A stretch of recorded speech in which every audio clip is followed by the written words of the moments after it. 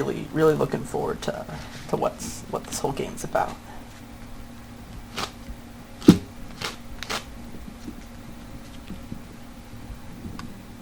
Start. Okay. Okay, good to know. Just image that we description. Please select how you would like to. How would you like that image?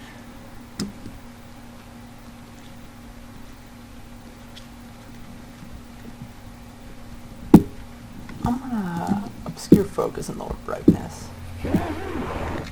Wriggling massive flesh burbles.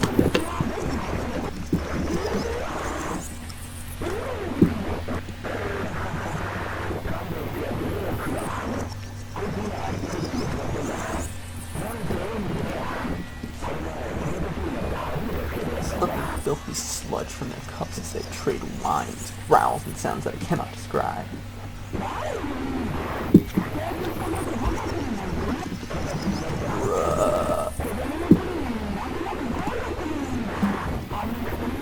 Listening carefully, I am able to grasp the gist of their conversation and respond when required of me, sinister to avoid arousing their suspicion. For these creatures, well, they are my friends, apparently.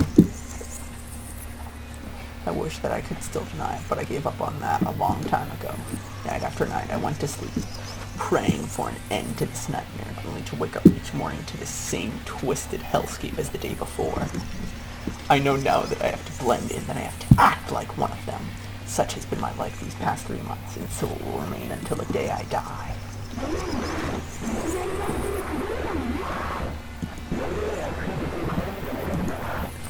Judging by its tones, one must be Koji, and next to him, squealing more than the others, is probably Omi, which means that the one next to me is Yo. Though I can no longer see any trace of her once attractive features, I trust my best to ignore the rotten stench of excretion that issues from her quivering flesh.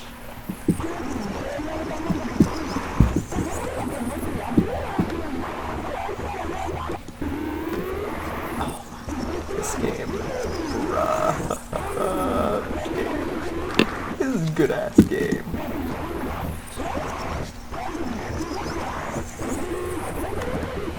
Everything has changed. Or almost everything.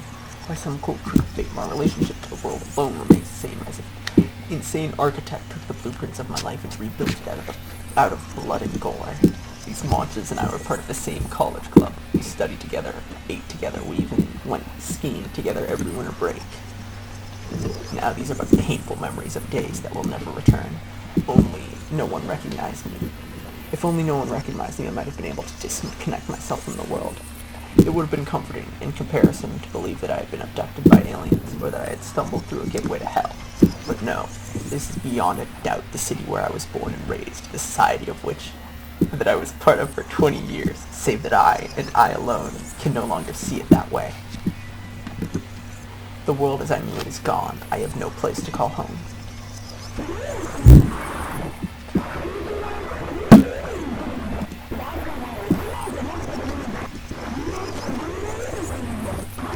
I love Urobuchi. Anyway, I can tell that whatever they're discussing is of no importance to me. I decided to keep quiet while pretending to listen. But just then... Hey, Fuminori, one of the flesh breeds says, as it swivels its bloodshot eyes towards me, "What do you think?" About what? I try desperately to suppress my loathing and behave normally, but my hoarse voice ruins the account. We were talking about this year's ski trip. You're coming too, right? A slimy hole near the top of the creature writhes nauseatingly as it vomits some semblance of words. That must be Koji's face, or what I would have seen as such 3 years ago. Unable to stomach the sight of it, I avert my eyes and give a neutral answer. I don't know. You have other plans? Not really. These were my closest companions. One of them had even wished to be more. How many nights have I spent crying in loneliness, lamenting the friends who no longer exist? In 3 months, my tears ran dry, and now that there is only loathing left in me, surrounded by hideous creatures that I can only assume are Koji, Omi, and Yo, I spend each day trying to act as I always have. If I fail at this, I'll surely be sent back to the hospital. Only this time, I'll be locked away forever. No matter what, I won't let that happen. I mean, it's not like physical activity can affect your injuries, right? I'm not sure. I'll ask the doctor during my checkup. That's it. I can't look at them or bear their screeching any longer. I jump to my feet, desperate to escape. Hey, Fumori. A spray of stringy slime from the cilia around its voice box flies at me. Try to cover myself, but too late. To keep the slime from splattering across my face like the yolk of a rotten egg. I'm about to lose it. I want to grab a chair, a desk, anything within reach, and use it to smash the life out of this creature, ending it all. I barely suppress the impulse. I mustn't let on something is wrong. However they look at me, this is their world. I'm the outsider here. Like I said, today's my checkup. I've got to go. Struggling to put on a smile, I reach into my wall, pull out the first bill I find, and put it on the table without even looking at it. I don't care about the change. I just need to get out of here now. Later, I mutter hastily and flee to cafeteria. I'm not crazy. Hey, says Takahata Omi. Why don't we go somewhere we can skate for this year's ski trip? No. But why do skate? Oh my God, I want to shut off the fucking Japanese. Do I look like a weeb to you? Sukubai. It's all she talks about these days. Tono Koji supports Omi with a laugh. Her impromptu suggestions are nothing new, and it's Koji's role as her boyfriend to provide backup. They're a good match for each other, Yo thinks. Sometimes it makes her jealous. I mean, she's seriously never gone skating before I took her the other day. Hey, is it really that strange? Not many people start skating in their 20s, you know. I was scared when I was little. Those shoes looked like big knives. But you picked it up just like that? That's pretty amazing, Omi. It's a lot like skiing. You keep your weight forward and use the angle of the shoes to steer. He made it sound so easy. I figured I should give it a try. And it was fun. So it was a date. Yo feels a stab of envy. Koji and Omi enjoy their time together as normal lovers do. That's certainly not something that should make her jealous. It's just that her luck in love has been bad. Oh, well, I want to see Omi skate too. Yo keeps her voice upbeat, trying to cover up her disquiet. She knows that it's wrong to envy her friends. She too would be spending time with the man she admires, if not for the terrible tragedy that befell him. His is true misfortune. Her bad luck doesn't begin to compare. So how about it? If we make the next ski trip a skating trip too, it'll be twice as fun. But you can skate at the skating rink, can't you? Why go all the way to the ski resort? I don't want to skate indoors. I want to skate outside on a lake or something. That sounds fun, but won't it be crowded? While speaking, Yo sneaks a sideways glance at the young man sitting next to her. Although the conversation involved only 3 people so far, there are in fact 2 couples at the cafeteria table. Yo's boyfriend, though there is still some doubt over whether he could be called that, is beside her as silent and expressionless as a statue. Hey, Fumiyori, what do you think? Perhaps Koji sensed Yo's pain in his usual quiet and considerate way. About what? The cause of Yo's distress. Sakisaka Fuminori. I'm sorry guys, I have ADHD. I'm gonna keep mispronouncing their names. Fucking whatever. Responds to Koji's sudden query with a vague, mumbled question of his own. We're talking about the winter ski trip. You're coming too, right? Koji speaks gingerly, as though probing a tumor. A few months ago, he would not have hesitated to rebuke Fuminori for his attitude. Their long acquaintance had forged a strong and honest friendship, but now... I don't know. Fuminori responds bluntly, his downcast eyes and sullen demeanor making it clear that he has no desire to break his silence. You have plans? Not really. Even Koji, Fuminori's best friend, cannot communicate with him as before. What hope does Yo have of breaking through his shell? The scars left by the events of the late summer day are still deep all these months later. Even each one of the four bears them, not only Fuminori. I mean, it's not like physical activity could affect your injuries, right? Not sure. I'll ask the doctor during my checkup. What is that leaf? So the answer drained the last of his patience, Fuminori bolts out of his chair. Hey, Fuminori. Even Koji can't keep his voice from rising as he tries to stop Fuminori from leaving. Fuminori reacts swiftly, throwing his hand over his face as though to shield himself from something terrifying. Maybe some spit flew inadvertently from Koji's mouth, but that happens sometimes. Fuminori's reaction is beyond the pale. Like I said, Fuminori snaps, making no attempt to relieve the discomfort of his friends. Today's my checkup. I have to go. And as he tosses money on the table to pay for his coffee, he acts like he's touching something filthy. Later. Fuminori stalks out of the cafeteria, almost as if he's running away. Cloaked in heavy silence, the remaining three lower their gaze to the table, where the abandoned 10,000 yen bill sways forlornly. Fuminori's coffee is untouched. I can't take this anymore, Omi says with a sigh, but Koji shakes his head reproachfully. Fuminori just needs a little more time. But it's been 3 months. What's with his attitude? I feel like I'm going crazy hanging around him. Hey, I don't understand what he's going through either. I don't think any of us can. Can you imagine losing your whole family like that? That'd screw anyone up.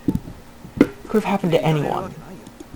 A tractor trailer flipped over them on the highway, crushing the Saka family car into twisted crap. They said it had been difficult to tell the bodies of Fuminori's parents apart. For a while, it looked as if there was no hope for Fuminori either. It was nothing short of a miracle that he was able to leave the hospital and return to a normal life. He was worse when we went to see him in the hospital, remember? He was terrified of us, like he didn't know who we were. He even had to be tied to the bed. He freaked out so bad. I'm just glad he's made it this far. There's still something strange about him. With the way he looks at us, it's like we're not even human. Cut it out, Omi, Koji says forcefully, probably less out of empathy for his friends than out of consideration for Yo. While Koji's kindness makes her happy, Yo also knows that she mustn't take advantage of it. Fuminori is the victim, just as Koji said. He's the one who most deserves sympathy. Yo's feelings for Fuminori are her problem and no one else's. She doesn't blame Fuminori for not giving her an answer after she worked up the courage to ask him out. In fact, she thinks even more fondly of him for taking the time to consider what she would have had he treated their relationship casually. Apparently, the fact that Fuminori did not reject her was enough to make them a couple in Koji and Omi's eyes. They'd had plenty of fun at Yo and Fuminori's expense since. The truth of it, though, is that he still hadn't given her an answer. After revealing her feelings to him, Yo didn't see Fuminori until a week later, and she could only stare at his broken body through the window of the ICU. And when he finally was released after 50 days that seemed an eternity, he was somehow different. She's starting to doubt that he even remembers what she confessed to him before the accident. Now winter is coming, and her feelings hang forgotten in the cold, lonely air.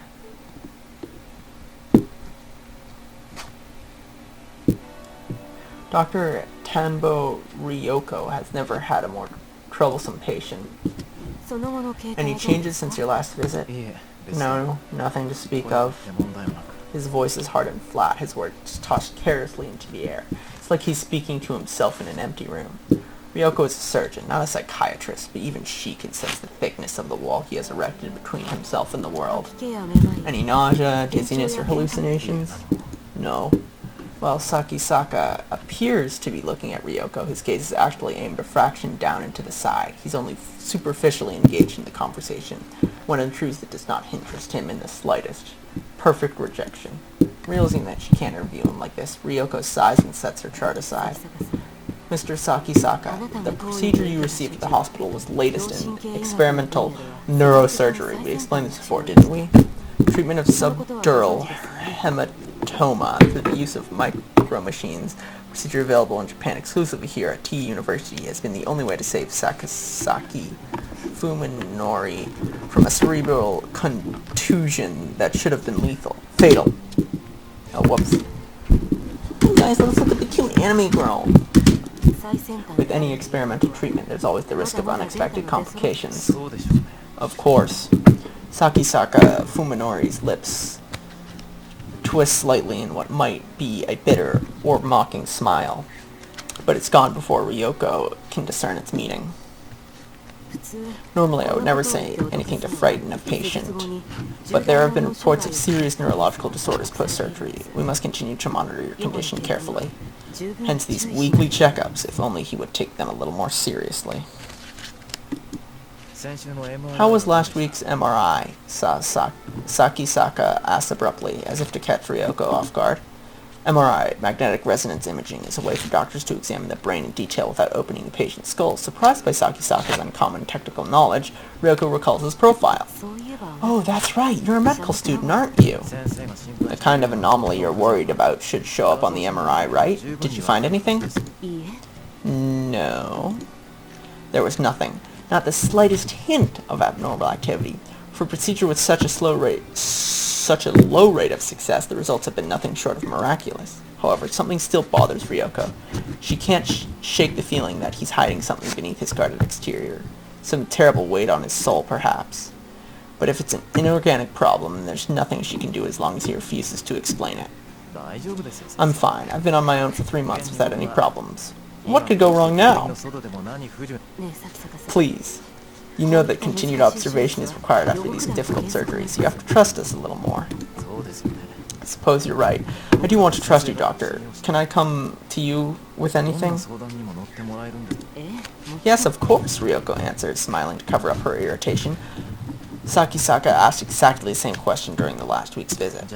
Well then, let's pick up where we left off. Have you learned anything about Dr. Ogai? Unable to answer, Ryoko hardens the mask of her smile. As before, the patient is inquiring about someone who he has no business knowing. If you don't mind me asking, what does Dr. Ogai have to do with your treatment? You just told me to trust you, and now you're keeping secrets? Ryoko is used to patients treating her with hostility. Some degree of paranoia is natural when dealing with a person whose mistakes could kill you. In Sakisaka, however, she doesn't see the anxiety that her patients exhibit. His demeanor is perfectly calm, almost like a detective questioning a suspect. He left this hospital some time ago. I never had any contact with him myself. Do you know why he left? Yes, I believe it was personal, Ryoko answered smoothly, her earlier hesitation gone, having decided at the outset to lie. She has no trouble doing so with a straight face. But why do you keep asking about Dr. Ogai? Are you acquainted? Did you know that the doctor has gone missing? No. Ryoko realizes that her answer may have been a little too quick. She should have acted more surprised. I've recently become close with a relative of his. It was she who asked me to find him. A relative? Ryoko considers this with a frown. I didn't think Dr. Ogai had any relatives. Oh, who told you that? I heard it from a nurse. Ryoko replies, remembering that she just claimed to have no contact with the man. I see. The doctor was famous enough to have nurses gossiping about him. I heard he was an unusual man. But no one knows why he left the university. ...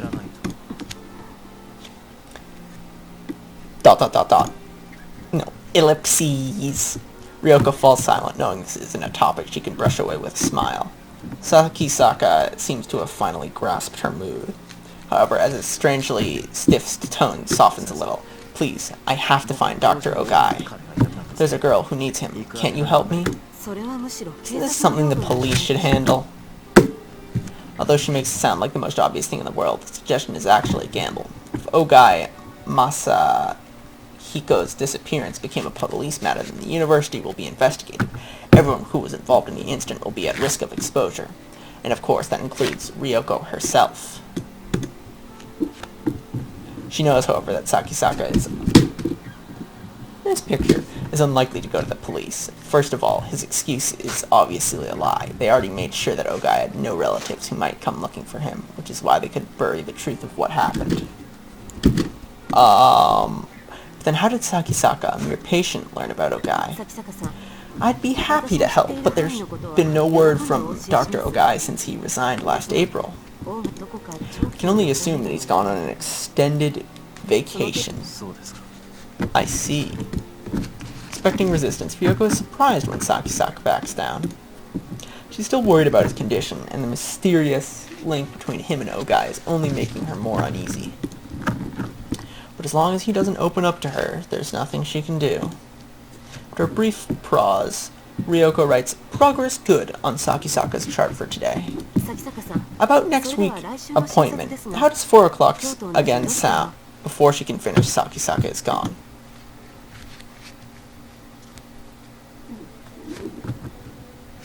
Looks like someone sprayed the walls with pig guts from ceiling to floor. What color should the walls of a hospital be? White, of course. And to the creatures of rotten flesh shambling around me, I'm sure this hallway looks just as white as it should. I know intellectually that the walls are white. I know that the flesh beasts are really human. I'm the one with a problem, and it's because I've accepted this that I'm able to lead something approaching a normal life. Even if my university's medical department is nowhere near as good as T University's, I'm still a medical student specializing in neurology. I believe I have a basic idea of what has happened to me, though it's hard to believe. This isn't a pathological condition. It's probably some form of agnosia, unlike anything that has ever been studied before. The flesh beast called Tenobo Ryoko said that the other patients had developed neurological disorders after receiving the same treatment I did, so I guess I'm just another failure. It makes me want to laugh in that know-it-all doctor's face. That said, I don't blame the doctors who operated on me. After all, I do owe them my life. I know as well as anyone how low the chance of success was, and that I had no other hope of survival. It's a nice little picture. Wait, where's my map? There we go. I was unlucky. That's all there is to it. The point is that my condition isn't treatable. Just like someone adapting to a hearing aid or wheelchair, I have no choice but to adapt to this nauseating scenery. Of course it's hard. It wasn't easy to resign myself to this fate. But now there's more than just despair. Even for me, there is a glimmer of hope. Keeping my eyes on my feet, I hurry home.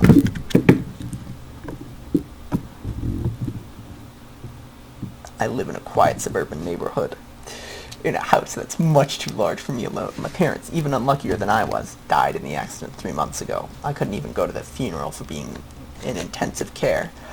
I had to sell my father's business, but at least that left me with the house and enough money to live on for a while. Of course I'm sad, but the accident took more from me than my parents. In fact, being on my own has probably saved me.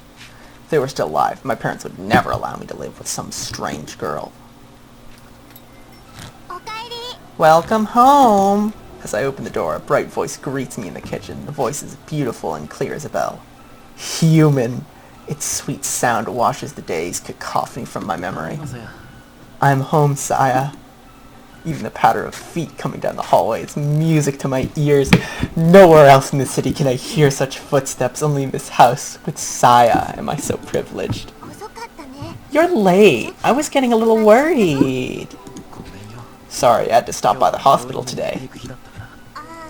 Oh, that was today? And her smile and the inquisitive tilt of her head is everything that I have lost. Since my accident, the girl is the only person I've met, perhaps the only person in the entire world, who does not trigger my cognitive disorder. Whoops. True, her skin seems too white, and the color of her eyes and hair is probably different in reality. But even so, her form is undeniably human. And it's not just her appearance and her voice either. As I bend down to take off my shoes, Saya wraps her arms around my neck and pulls me gently into her chest. Her skin feels truly human, not cold or slimy, and from her hair wafts a sweet, feminine fragrance. In all the world, only Saya is pleasing to my 5 senses. And what's more, she smiles at me, embraces me. She knows that she is my salvation, and for some reason is happy that I need her. If I had not met Saya, if I had been all alone in this twisted, filth-ridden world, I would no doubt have succumbed to madness. It is no exaggeration that Saya alone is keeping me alive. What did you do today? Worked on the living room. The painting's half done. And now I'm making your dinner like I learned from TV. Sounds good. It'll take a little longer. Can you wait? Sure. I'll do some more work in the living room. After I see the humming Saya off to the kitchen, I step into the living room. I realized one day that if the natural colors of the world were sickening, all I had to do was paint over them with colors that seemed pleasant. I went to the hardware store and bought every color of paint I could find. Then Saya and I tried different combinations until we found one that worked. After painting the bedroom from ceiling to floor, I was finally able to get my first night's sleep since the accident. When we first started on the living room, Saya was unsure what to do with the curtains, just painted carefully around the windows. Without a moment's hesitations, I tore the curtains down and painted over the glass itself. There'll never be anything out there that I'd want to see, and as long as we keep the storm shutters closed, the neighbors probably won't think anything of it. Dinner's ready! Can you bring it in here? As she enters the living room with a tray of food, Saya sniffs the air. The paint smell doesn't bother you? Now that she mentioned it, I suppose the smell of paint thinner must be building up in this closed room. It doesn't really bother me, though. There are far worse smells outside. Does it bother you? No, I'm fine if you are. Saya sets the food on the table. Unfortunately, neither its color nor its smell is at all appetizing.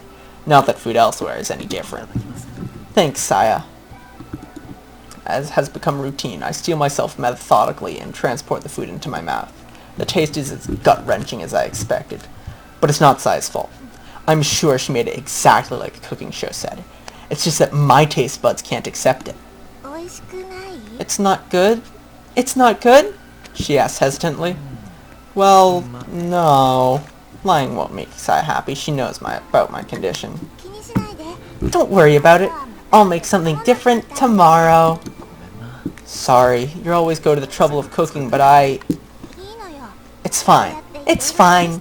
If I keep trying, maybe I'll find something you like. In my current state, eating is nothing more than an unwelcome duty. As much as I hate it, I need food to survive. If I stay alive, then perhaps one day, as Saya says, I'll be able to taste something delicious again. I met Saya, didn't I? Aren't you going to eat? No, I already ate. Oh god, she's a fucking monster. She's like some alien or some shit. In all the time we've been together, Saya's never once eaten with me. I don't know why she refuses to do so. It makes me a little sad. Still, I'm not about to push the issue, not when she's putting up with all the problems I have. By the way, I asked about your father. Oh, interesting. Okay, my brain's working now. By the way, I asked about your father again. Ooh, you did? Dr. Ogai Masahiko is Saya's father and is her only living relative. Saya has asked me to unravel the mystery of his disappearance. Oh god. The man has no relatives. So, we know that Saya is real. It's not a figment of his imagination, because she's made food, and he's clearly interacted with her before. Unless he's really fucking tripping, but I doubt it. So, we don't know what could be done is she's Dr. Ogai somehow transformed into some grotesque shape.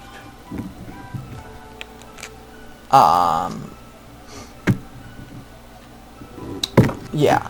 Dr. Ogai is Saya's father and her only living relative. Saya has asked me to unravel the mystery of his disappearance. They still wouldn't tell me anything. I get the feeling they're hiding something. Oh.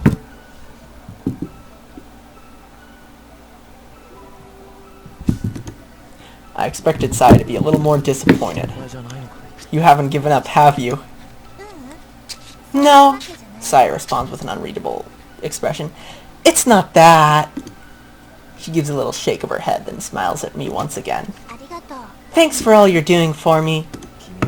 It's nothing compared to what you've done for me. I thank her for the meal. I'm gonna send my friend a link to me playing real quick. As wretched as the taste was, thinking of the care that I put into it gave me the strength to finish every bite. Is it bath time? Yeah. Will you wash my back again? Ooh. Sure! Ever since I moved in, it's been like having my own wife.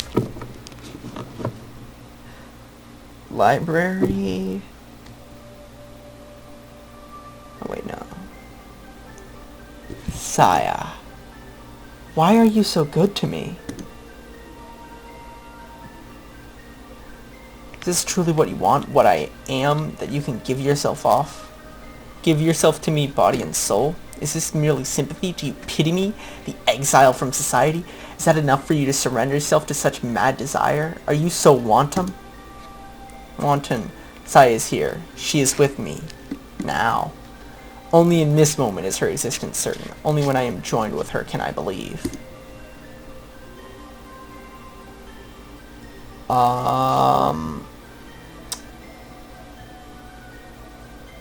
Well then, I'm gonna move it to the other monitor. Alright, Fuminori, are you crying? I realize that my cheeks are wet with tears. Why, Saya? Why do you go so far from me? Fuminori. I don't understand it. I don't, but I'm losing myself to you more every day. I can't live without you, Saya. I wrap my arms tighter around her, praying that our bodies will melt together and never be apart. Tell me, please. What must I do to keep you with me? How can I repay you? Oh, keep holding me, Saya whispers into my chest. I want to stay like this forever. I won't leave you, Fuminori. Why? Why me? Because you're all alone, she says softly, gazing up into my eyes. All alone. Just like me. The sorrow in her voice resonates with my own. There is a deep loneliness in her eyes, a loneliness from which now springs boundless affection. You're all I have.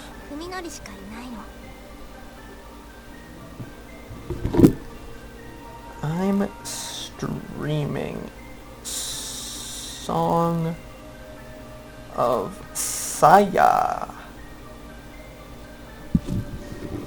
You're all I have. You're all I have in this whole wide world. Only you will embrace me. My precious Fuminori. Now I know. No matter what horrors this world unleashes upon me, all I'll ever need is... Now I know. No matter what horrors this world unleashes upon me, all I'll ever need is Saya. Okay. I think we're safe. Yo is determined to talk to him today. Nothing will happen as long as she hesitates. It will only prolong her suffering. The time has come to show courage once again. Oh no. Oh no. Cute anime girl. Yo's 4th period on Thursdays is biology. This is her one chance to see Fuminori. As a required course with many students, the lecture is held in a large hall that can seat well over 200, but since the room is usually only half full, it is really difficult for Yo to find the seat she wants. Yo prefers to sit near the center, where it is easiest to hear the professor.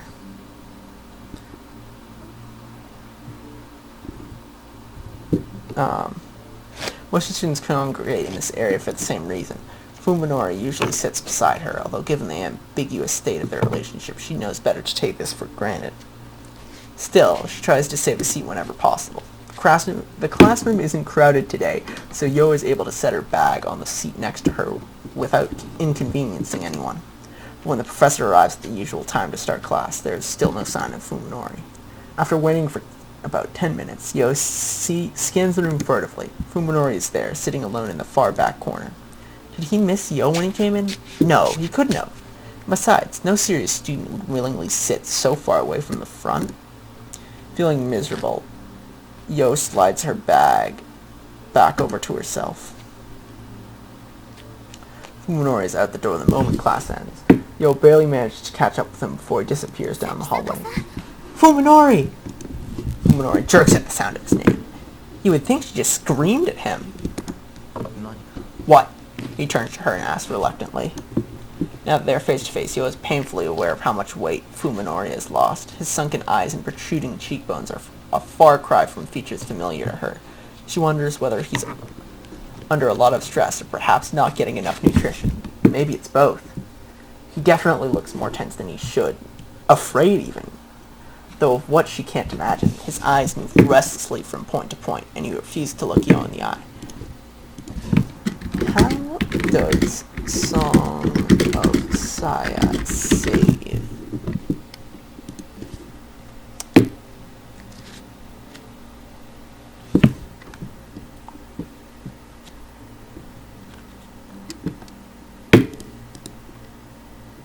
Okay. Okay. Okay.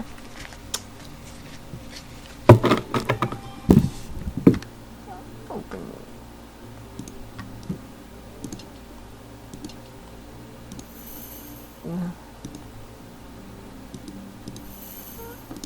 He definitely...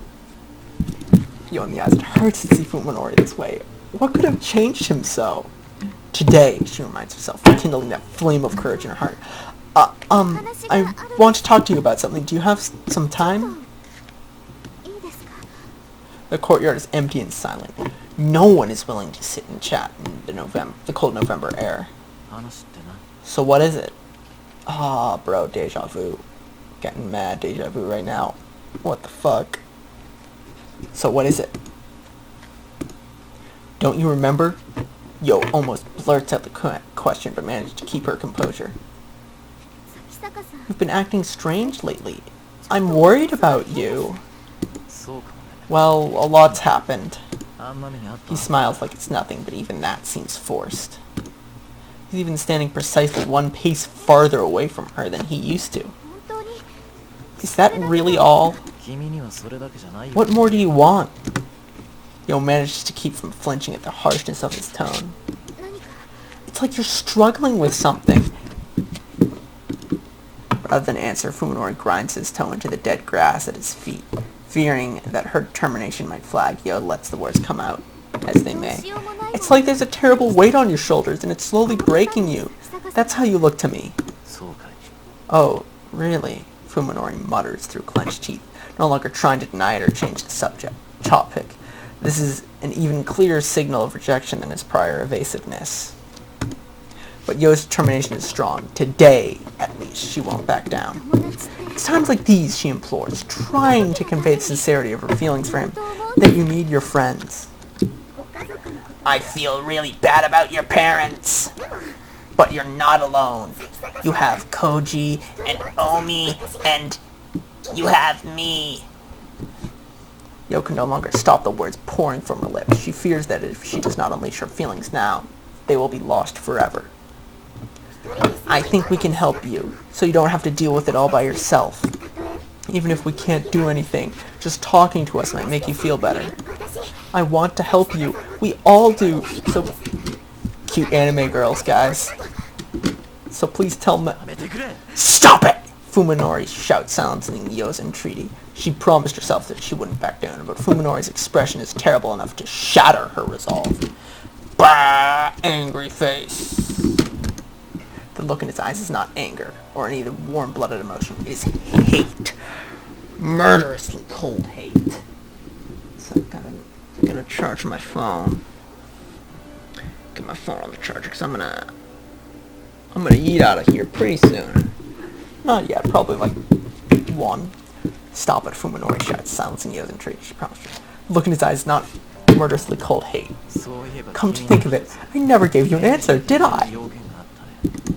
He remembers, and still he has treated her so coldly. That is all the answer she needs. If his words stab any deeper, she might very well die. I never saw you in any special way before when you asked me out. I wasn't sure how to respond. I didn't know how I really felt about you then. Fuminori. But now I can give you an answer. I've had plenty time to think it over, you know.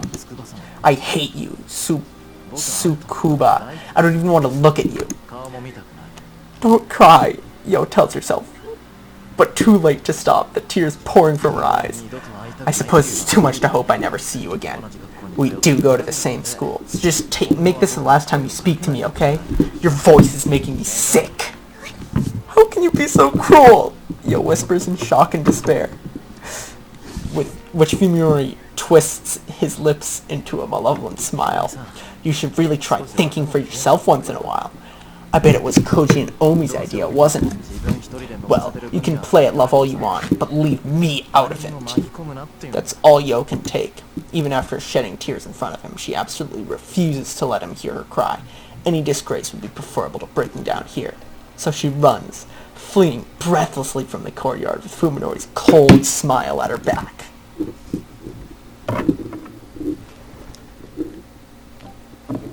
Omi was the first to catch sight of Yo and Fuminori leaving the courtyard.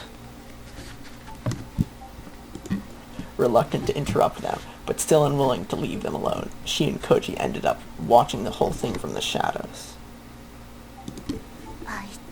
That asshole! Throughout the exchange, Omi was clearly itching to jump out and punch Fuminori in the face, knowing her temper. Koji kept a firm hold of her arm until the end. If he hadn't, she might very well have done it. Fuminori leaves after Yo, his every step seeming to take an act of willpower. Koji sighs heavily into the once more empty courtyard, but the bitter taste in his mouth will not go away. What's wrong with him? Even Koji cannot forgive Fuminori's treatment of Yo. However, the first thing he feels is confusion, not anger. Koji has known Fuminori since long before college. Fuminori was never this cruel before. There's no question now that the accident changed him. Are you just gonna let him go? Let this go? I don't want to, but what can we do? Something besides watch! Omi shouts, her face red with fury. I won't be satisfied until I give him a piece of my mind. That won't make Tsukuba feel better. But it'll make me feel better. Yo and Omi are best friends, just like Koji and Fuminori. In fact, it was the relationship between Koji and Omi that brought the other two together. Omi's anger is only natural. I'm going to talk to him alone. You don't have to come. Are you serious? Take care of Yo for me, will you? She's probably really hurt. She'll need someone to be nice to her after she's done crying. Wait, shouldn't we switch jobs? You know how I am. If I try to comfort her, I'll end up making it worse. Yeah, you've got a point. Hey! Anyway, just go easy, okay? End of the conversation before Omi's mood gets any worse. Koji heads off to find Yo.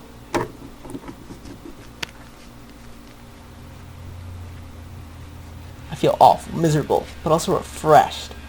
I finally crossed the line. I knew it would come crashing down like this sooner or later, having become unable to feel anything but disgust for other people. There was no way I could hope to maintain the relationships I've had before the accident. Today's incident will definitely get back to Koji and Omi, and everyone will be convinced I've had a major change of character.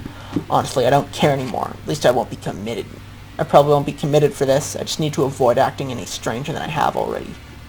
This puts a rift between me and the others. Good! Thought of all the stress I'll avoid brings a smile on my lips. I'm fed up with them sticking their noses into my life.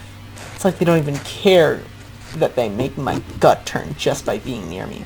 I've been terrified of them until now, but today I struck fear into one of them. In that sense, it's something of a relief, but I'm not entirely without remorse for what happened. The person I just demolished with the verbal equivalent of a nuclear bomb used to be my friend, Yo. Even if my senses don't believe it, my mind accepts the theory. I don't have any particular grudge against Yo herself, and I didn't want to hurt her. In retrospects, perhaps I should have just ignored her outright. Yo was an attractive girl. I certainly didn't think badly of her. To be honest, though, I was annoyed when Koji and Omi tried to stick us together. I felt like they were using us as entertainment, and Yo seemed totally oblivious to the fact she was dancing to their tune. Her cluelessness was irritating. Still, I knew that none of them meant any harm. Back then, I didn't even have a reason to hurt others just to get my way. If having a casual relationship with Yo would keep our circle of friends together, I was willing to make that compromise. Now, however, there is no room in my heart for such forbearance. If merely talking to someone is an ordeal, then how can I be expected to show them kindness? These ruminations have left me exhausted. I want to return to Saya as soon as possible. Thinking about the packed trains and crowded downtown streets between here and home saps my spirit. Catching sight of a nearby bench, I sit down and close my eyes to the horrors of the world. I can't do anything about the stink of the noise, but at least I can calm my nerves enough to rest. Omi's gonna get him. When I regained consciousness in the T University hospital ward, the world was as dark as it is now. I have not yet recovered my sight, even though my eyes and optic nerves were undamaged. Must have been an after effect of the accident. Blindness was a shock, but now I know that my suffering then was nothing. After all, my senses of hearing, touch, and taste and smell were all fine at the time. The real horror began when my sight returned. The one smell, Marcy, was that I was able to come to terms with the accident in my neurosurgery while still blind. I panicked when I first saw the nightmarish hospital and the blood-curdling shapes of doctors and nurses, but I soon guessed the cause. It chills me to think of what might have happened if I had recovered my sight alongside with my consciousness. Suddenly awaking in what can only be described as hell, I would no doubt have lost my mind instantly. Soon my disorder spread to senses of touch, taste, and smell. As it turns out, sight exerts tremendous influence over the other four. The taste of my food, the feel of my bedsheets, the fragrance of my get-well flowers all became as unbearably foul as my eyes said they should be. Eventually, when the doctor's voice became unrecognizable as human, I decided to kill myself. I didn't believe for a second that I could live in this new world. At least, not until I met Saya. One night, while thinking of a painless way to die, I found myself succumbing to sleep. Drifting between the nightmares in my dreams and the nightmares of reality, I didn't notice her enter my room. The next thing I knew, cute anime girl. Let's look at the backgrounds for a bit. This is pretty nice art. The next thing I knew, there was a face staring down at me next to my bed. This face was not covered in pus or slime or earthworm-like feelers. It had smooth white cheeks, round eyes, a lovely little nose. All things that I had never expected to see again. The face was that of a girl, undeniably human and positively glowing with beauty. Ah! I sighed in admiration, savoring the first peace and joy since regaining my sight. She had not expected such a reaction, apparently. Aren't you afraid of me? She asked, looking at the clock. I saw that it was exactly 3 in the morning. Oh my god, she came in here to kill me. She came in here to kill him, and he's just like, oh, dude, you're hot. And she's like, hell yeah. No time for a young girl to be alone in the hospital. Perhaps she expected me to mistake her for a ghost. But I would not have cared if she had been a ghost. Either way, she was a godsend. Who are you? What are you doing here? I'm Saya. I'm looking for my dad. I assumed that she was the daughter of a late shift doctor or another patient. Oh wait, but I'm still in the hospital, aren't I? Oh, okay, that's different then. That makes it more viable. It was unusual, but not unbearable, unthinkable for such a girl to be wandering around the hospital. It's no fun if you're not scared. It's no fun if you're not scared. Trying to hurt. I mean, so just first of all, these things are obviously some sort of alien. Those aren't natural. It's just they did a very good job of the uncanny valley, because like I know anime is anime, and it's not gonna always look that, but like compared to the other characters, she definitely looks non-human. It's no fun if you're not scared. Wait! I cried, desperate to keep her from leaving, if only after she turned around that I realized I hadn't thought of what to say next. Well? Her beautiful eyes drew me in, healing my soul to its core. The white haze clouding my mind, I struggled to form a coherent sentence. I shouldn't do this to a girl, but you're the only one I can ask. No longer concerned with propriety, I let the words come out as they will. Will you let me hold your hand? Saya looked confused at first, Then she smiled like she just found a new toy. Her smile was brighter than my memories of the sun. "You're strange," she said, holding out her slender white hand. "No one's asked me anything like that before." Ever so carefully, as though catching snowflakes, I placed my palm against hers. I could feel her human warmth and softness of her delicate fingers. She was there, just beyond the palm of my hand.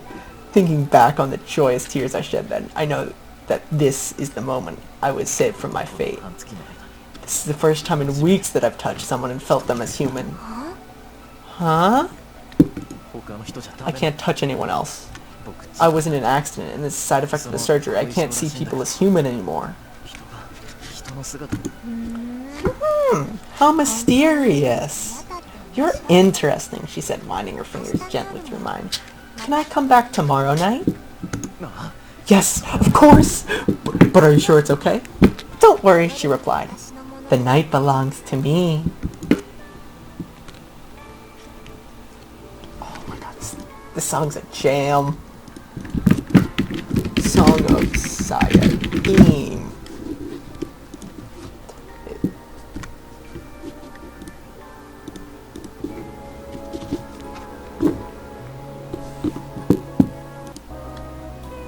No. This is a jam. It's like a Nightmare from Perfect Blue, or God, what's that one show? Higurashi. And so our rendezvous began. Saya came to my room every night at 3 a.m., skillfully taking advantage of the duty nurse's shift change. I was astonished to learn that she was living inside the hospital. "It's so big that I never run out of places to hide," she said, answering my surprise with a nonchalant smile.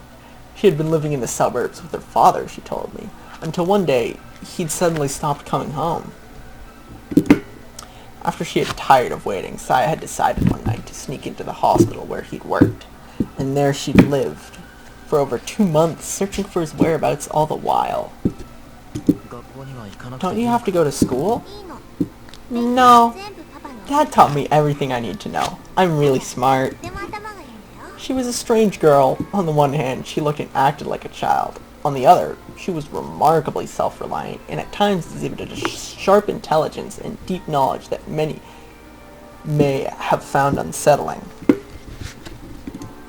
I didn't care. Saya was the only other human in the world, in a world gone mad. Her existence meant far more to me than standards of society. "Aren't you worried you might get caught?" "No, I don't have to worry about food here, and it's a lot more fun than staying in Dad's house by myself." "I looked through the patients list and found the ones who have mental problems," Saya continued, grinning mischievously. "Sometimes I sneak into their rooms late at night and scare them, even if they raise a fuss. No one believes what a mental patient says. They just brush it off as a bad dream." Her confession reminded me that the hospital was famous for its ghost stories. Who could have imagined that there was actually a real girl impishly roaming these hallways? "So that's why you came to my room the first time?" "Yeah, sorry. Are you mad?" While her pranks were hardly praiseworthy, I couldn't bring myself to scold her for the very thing that had brought us together. "You shouldn't do it anymore. Will you come to talk with me instead?" "Yeah, that's more fun for me too." Da, da, no, no.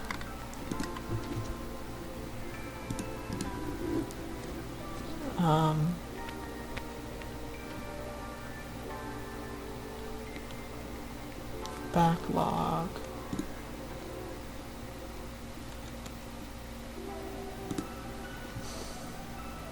Config menu. Save automatically.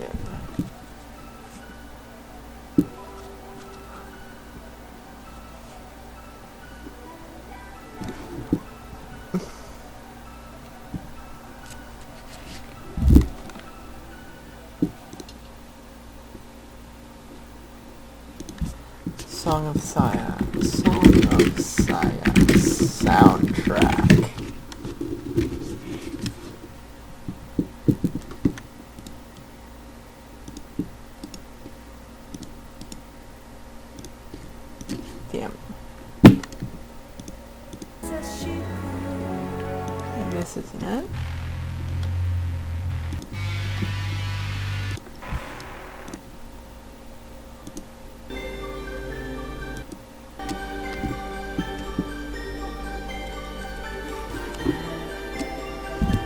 think this is it.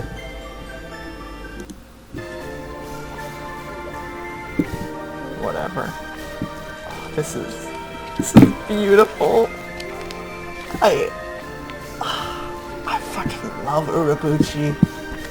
If you guys haven't seen his other work, he did Madoka Magica, which any anime fans have probably heard of, and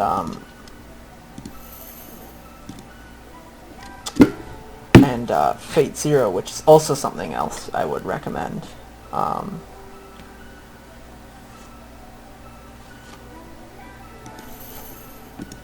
With extreme care, I was able to conceal my sensory disorder. It's glaringly obvious that the doctors had no way to cure me, and the fact that I had undergone a still experimental procedure made me even more cautious? Whatever. As a medical student, it was easy for me to imagine how the doctors would react if they discovered that I was exhibiting such unusual side effects. I was not about to become a guinea pig, a mere specimen to be examined with clinical detachment. And so I hid my discomfort and loathing behind a mask of normalcy, convincing the doctors that any signs of stress were merely a result of hospitalization. Saya was my support. Looking forward to her nightly visits gave me the strength to endure my daily torture. Hope can be an enormous difference. Can make an enormous difference in a patient's progress. With the aid of my secret nurse, I recovered at a pace that left the doctors stunned. On the last night before my release, I summoned my courage and asked her, "Are you going to stay here forever?" "Yeah, I couldn't learn anything about my dad, but it's not like I have anywhere else to go. So I guess I'll stay as long as I can hide." In other words, there was nothing keeping her there. Why not stay with me?" I asked timidly. The question took all the courage I had. "Huh? My family's gone, so I have plenty of room. You won't need to hide, and it's not a bad place to live." "You want me to live with you?" I was too afraid to ask her what she thought of that, so I hastily offered a deal. "In exchange, I'll help you look for your father. I'll find him no matter what." "I think that's going to be hard," Saya said, looking a little embarrassed. "Dad probably did something bad and had to leave the hospital. We can't get the police involved. We'll have to be as discreet as possible." "I'll do whatever it takes. Unable to control myself, I finally spoke the truth. "I can't be apart from you." At first she looked bewildered, but after a few moments of silence, she said, "Give me a little time." That night, she left my room earlier than usual. Probably gonna fucking murk someone. On the day of my release, I managed to smile as I accepted the hideous, foul-smelling celebratory bouquet. The flesh beasts calling themselves Koji, Omi, and Io came to pick me up. Though they had come to see me many times during my stay, it had never got easier to see my friends change so horribly. My sudden tears of despair drew suspicion, but I managed to explain them away as tears of joy. While we walked to Koji's car, I looked desperately for Saya in the grotesque scenery.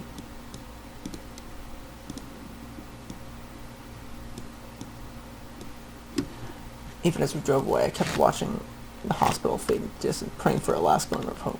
But Saya never appeared. After Koji and the others dropped me off, I paused a while to regard my surroundings. I lived my entire life on this block, in this house. There was no other place that I could call home, but nothing was as I remembered.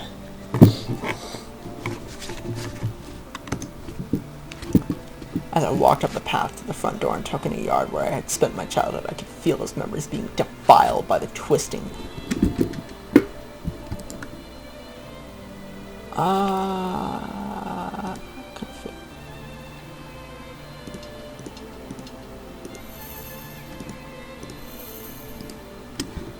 Okay.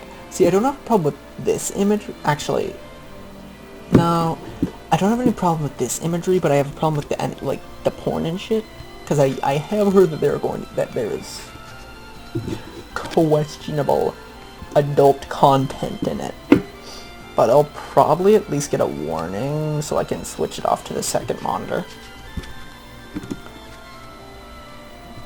Inside the house, I found nothing familiar, nothing to offer me comfort and warmth. What I had once called home was now a whole other world. "I have no home," I whispered with a smile of self-pity. There was one last stop to make, one last nail to hammer into my coffin. I stepped into the room that had cradled me from childhood. The walls were papered with human entrails, the bed a tangled mass of worm flesh. But none of that mattered.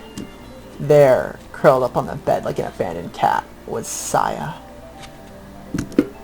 As I stood there in shock, she looked up at me in a tiny, weak voice, said, "Can I really stay?" So, is Saya a figment of his imagination? Signs are pointing to yes right now. I responded by sweeping her into my arms, embracing her tightly so that she would not escape. Saya did not resist.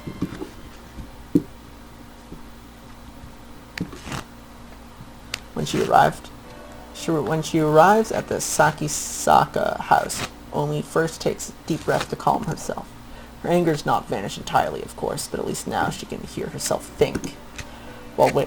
Ooh, she's gonna see Saya. I can't wait to see what Saya actually looks like. She looks over the patch of yard that she can see from outside the gate.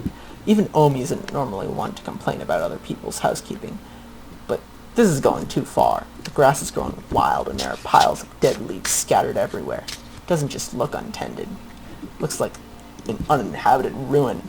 It still lights out, but every window has its storm shutters tightly sealed. Omi guesses they've been closed since morning. What kind of life is Fuminori leading? If he's living alone, he can't neglect his housework forever. And is it just her imagination? Does something stink like rotten meat? I have a feeling something fucked up's about to happen. Just premonition. Just her imagination, or does something stink like rotten meat? It couldn't be coming from the yard, could it?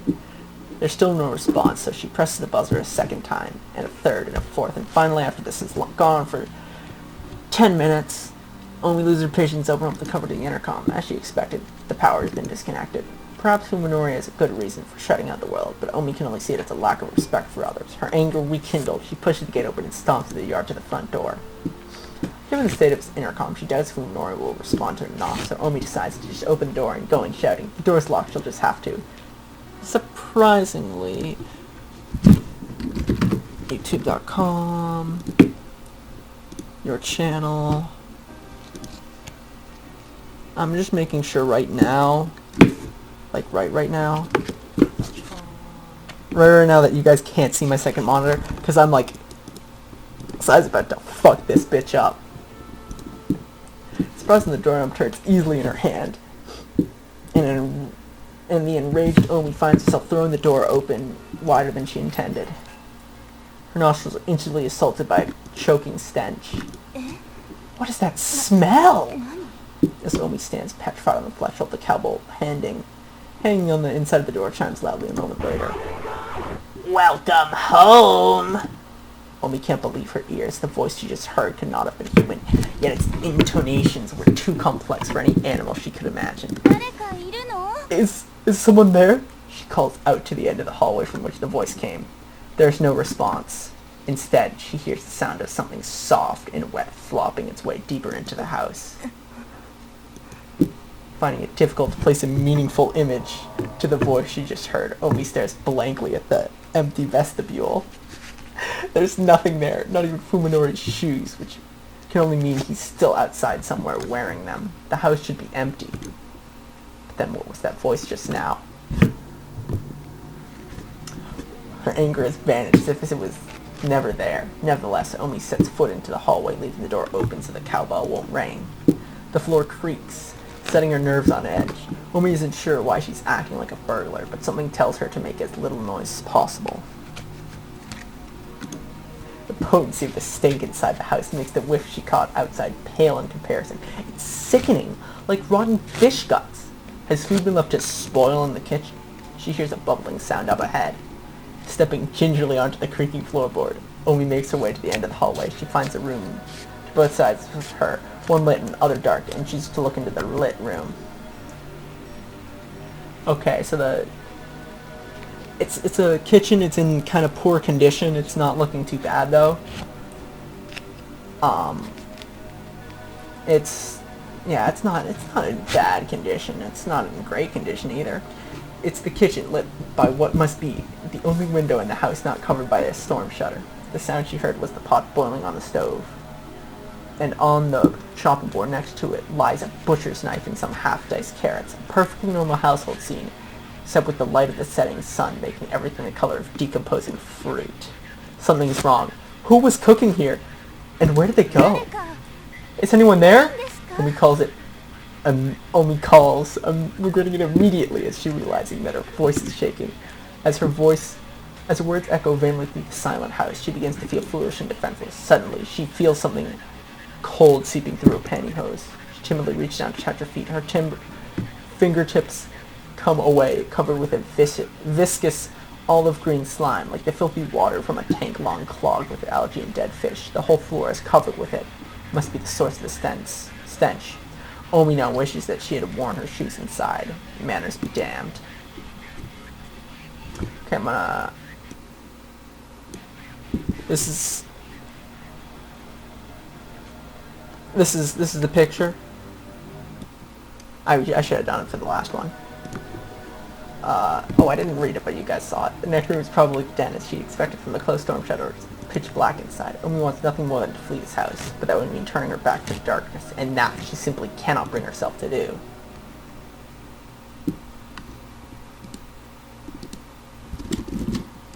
So, here's the next picture. This is the den. Good condition, right?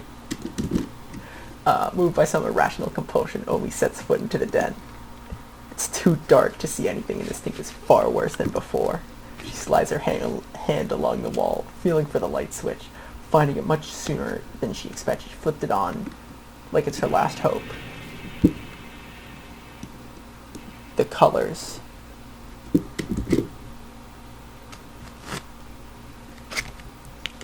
She's not making out of this house alive.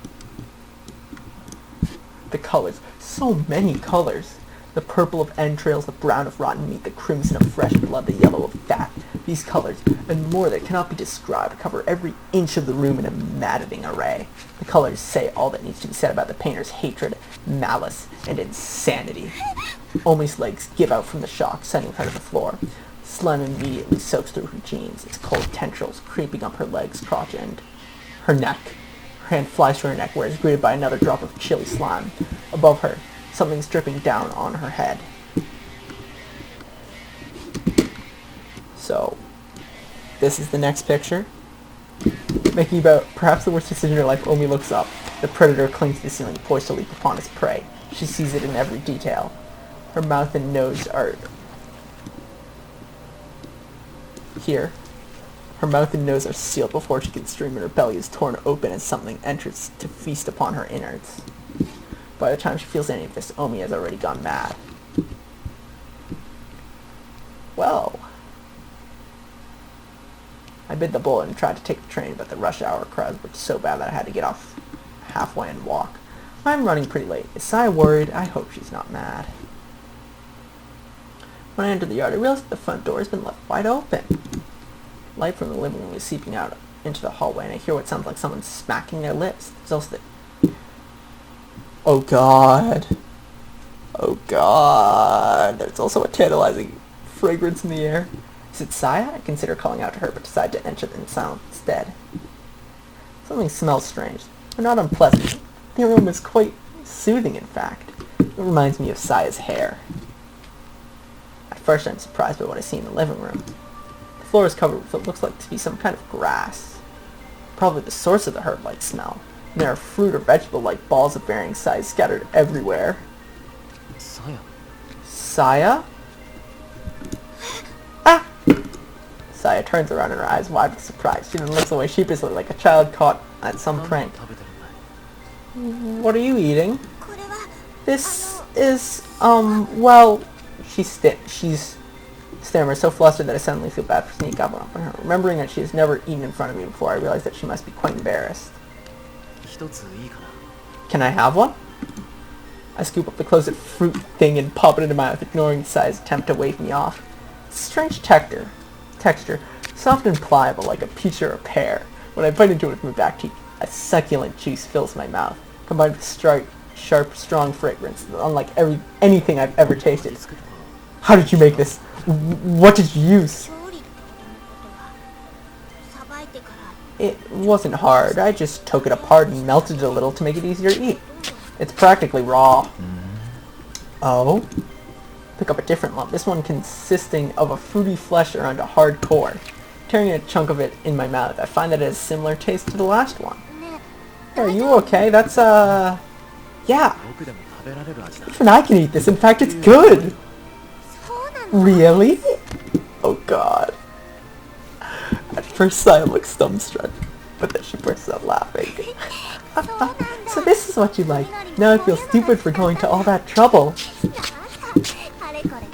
Oh god, this is horrible.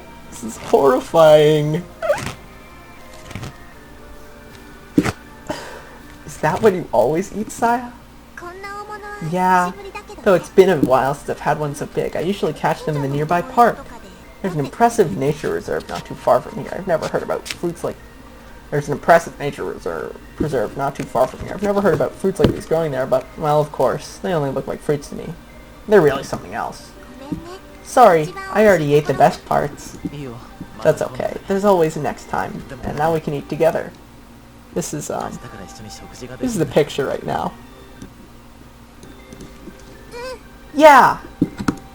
Saya seems really happy. I'm happy too, of course. Eating with someone is much more fun than eating alone. It makes the food taste better too. There's still plenty left. I'll keep it chilled for 2 or 3 days, though it won't taste as good. Then we'd better start putting it away. Sealing the small fruits in Tupperware and large ones in pots and bowls. Saya and I store the remaining fruit. Oh my god, this is... This is wonderful. This is... Oh my god, I love this. This is absolutely horrifying. It's really weird. I'm not scared by this. I'm fascinated. This isn't like... A part of my brain recognizes that I should be creeped out, but it's more exciting than anything else. Sealing the small fruits in Tupperware and large ones in pots and bowls. Saya and I store the remaining food in the refrigerator. Thinking of tomorrow's dinner fills me with anticipation. I feel that little by little, I'm starting to regain the joy of living. Saya will guide me. With her, I can live on.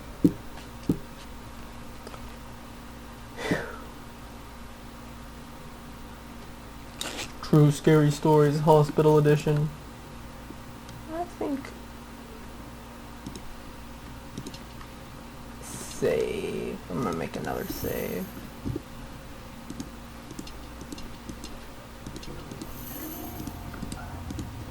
Chapter 4, The Monsters in the Hospital.